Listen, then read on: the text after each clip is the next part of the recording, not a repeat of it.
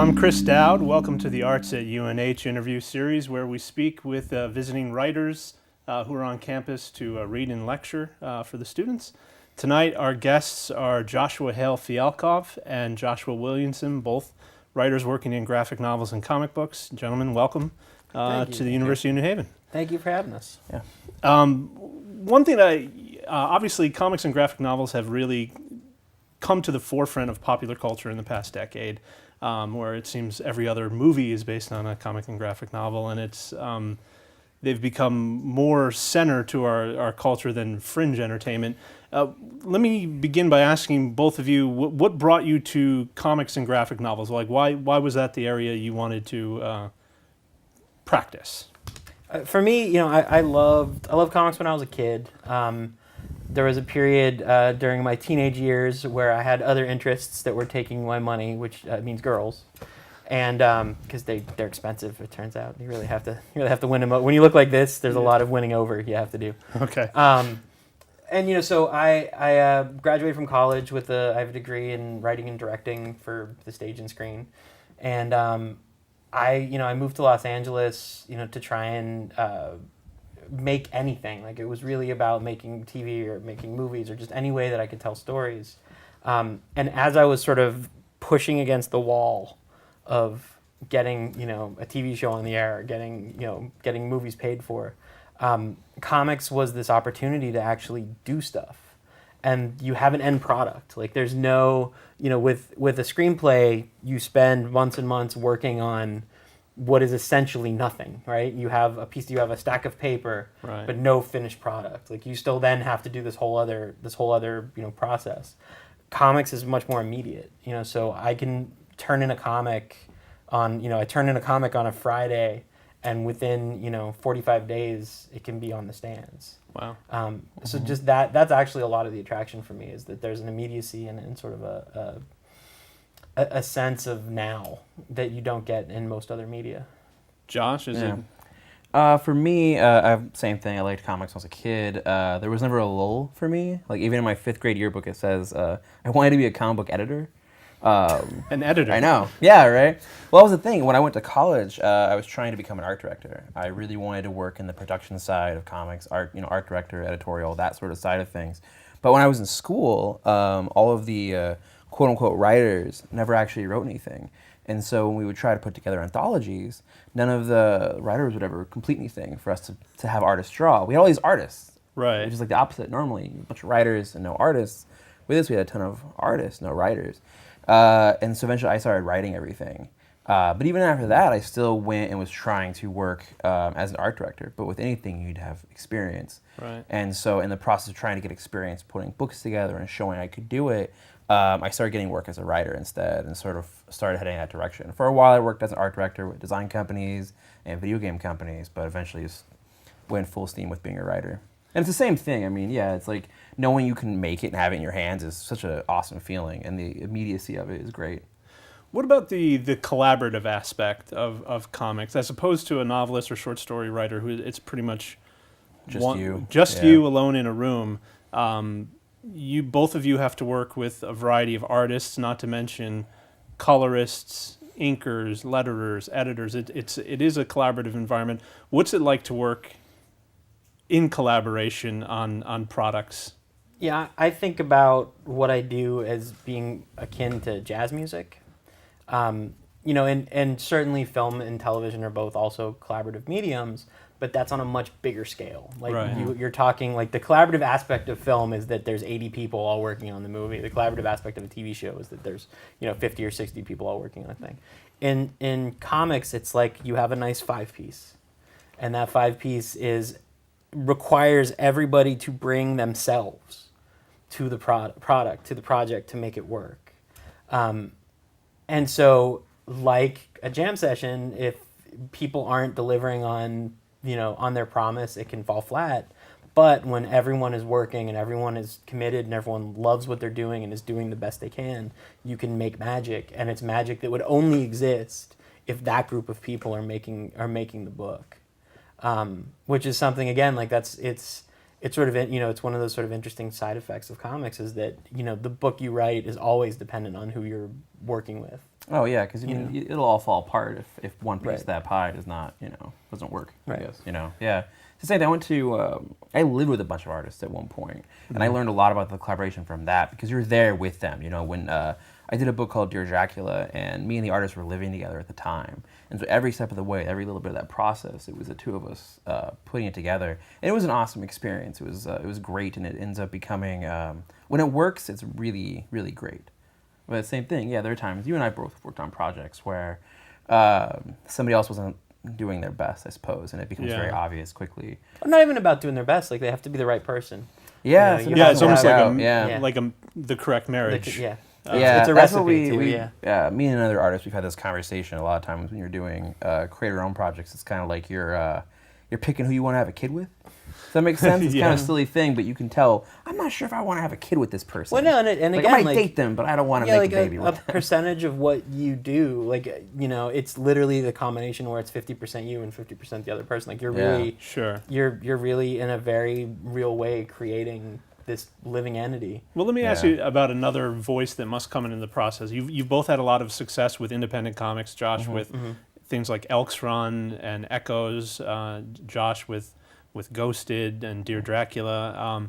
But you've also both worked for larger companies like Marvel Comics, DC Comics that have these corporate icons, iconic figures who have been around for decades and decades before you were even born, right? Like Superman, Batman. You guys have worked on characters like this. Doctor Who, which is another decade-long character.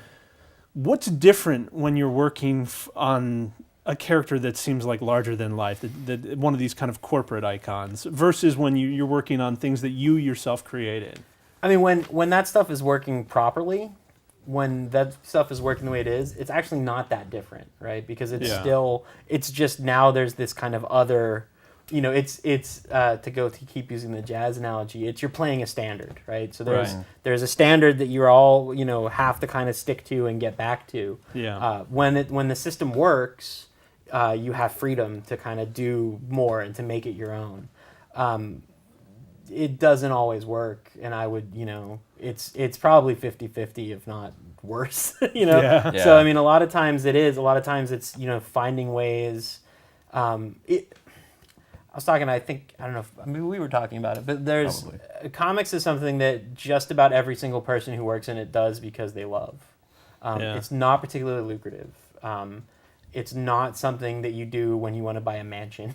No? No, it really isn't. Well, for some people, but not for everybody. But it's for relatively a small percentage of people in comics actually achieve that level of success. Yeah. Stan Lee did okay, right? Stan Lee did okay. Yeah. Jack Kirby, not so much. See, well, that's really, true. yeah. That's true.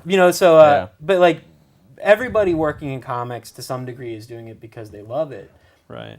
But with that also comes the other side of it, which is making decisions about the corporate side. Yeah, like the corporate side, like whether how much it's worth to you to do that work, and like how much of yourself you're willing to compromise and sacrifice. Like it's constantly juggling that stuff, and it's no different than working anywhere else. When you take a job, there's rules, and you decide, I don't want to wear pants to work anymore, then you're gonna get fired.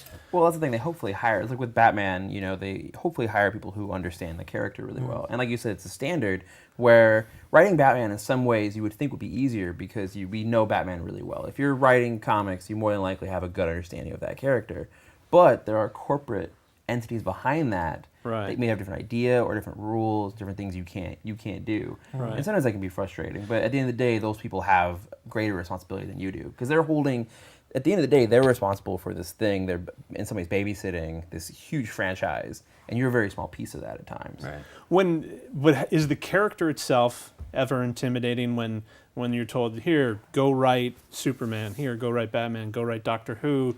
Is it ever intimidating to think, is the legacy of the character, like when you sit down and you actually type the words, Batman says, colon. Yeah. I'm going to say no because usually you don't have time to worry about it. Yeah, a lot of times the deadlines are so like, this is due Monday. And you don't even think about it at that point. You just start writing and you're working. And it may be later on when you're waiting for it to come out, you start thinking about it. And it's great. Like it is. It's a ton of fun. I got to write, 10 pages of Superman in my entire life, which breaks my little heart. But writing those 10 pages of Superman's my favorite character who I feel like I have the most to say about of all characters. And it was still, but at the end of the day, like, I knew what those 10 pages were, and I know the voice. Yeah, I wouldn't say that not that intimidating. You're not like freaking out and afraid of it. You usually just dive into it. And you find, as you write the characters, you also find out things about them that you didn't know. Yeah. Which is weird, I've been a big Hulk fan my whole life, and then I got to write, Hulk and the Ultimates, and it's a weird experience where you're like, oh, I sort of don't like this character. Like, I like the character a lot, but there's also, like, there's all this stuff that I never really internalized before that you have to deal with. That are sort of like intangibles until you're actually forced to put words and logic behind some of these concepts. Because a lot of them were not created; they were just created to be fun. Right. Yeah. And we're in an age where we have to kind of imbue them with more importance necessarily than they were ever thought to have. Not the Hulk. The Hulk is very important. He is very important, clear yes. Yeah. that his rage is epic and important to all. Obviously, with all the movies that have had such success, and not just the superhero movies, but there's been a lot of comic book inspired movies, from Ghost World to History of Violence, and now on television, right, where Walking Dead has had incredible success. How much of the cross medium comes into mind? Like Josh, like your book Dear Dracula was made into a television show rather quickly. Yeah, right? within a few years, yeah. How much of that is in your mind as you're creating, thinking about television, film, video games, other things beyond the genre? I try not to think about it, but it's definitely there. I mean, with Dear Dracula, I didn't think that it would get made as quickly as it did. When I was writing Dear Dracula, that was not on my mind at all. I just wanted to make a kid's book at that time. We talked earlier that it wasn't intended to be a kid's book, and then eventually the artist and I went that way, but at the time, we were not thinking about it. Like, it wasn't on our minds at all. But now, I think with the last few books I've done, they've definitely kind of been there. Because what it comes down to is the same idea of you're trying to sell to an audience, right? And so, if you're making a project that you probably can't sell as a movie, you may not be able to sell it as a comic. You still have to be able to have that ability to shape it so it... Go ahead. No, I was saying not just to publishers, like to the audience. To the reader, yeah. Because you need to, when you have this kind of crowded field and you're competing with Batman. Yeah. Everybody gets what Batman is, and they have a general understanding of what a Batman book is going to be. But when you come along, you need to have a compelling enough story beyond just, I made it. You have to have a compelling enough story and idea that people actually want to read it. So what I've found, and like we've both sold a bunch of stuff and had a lot of success in that side of it, but what I've found is that the stuff that makes the best comics will inherently make the best TV or movie, because people respond to the same thing.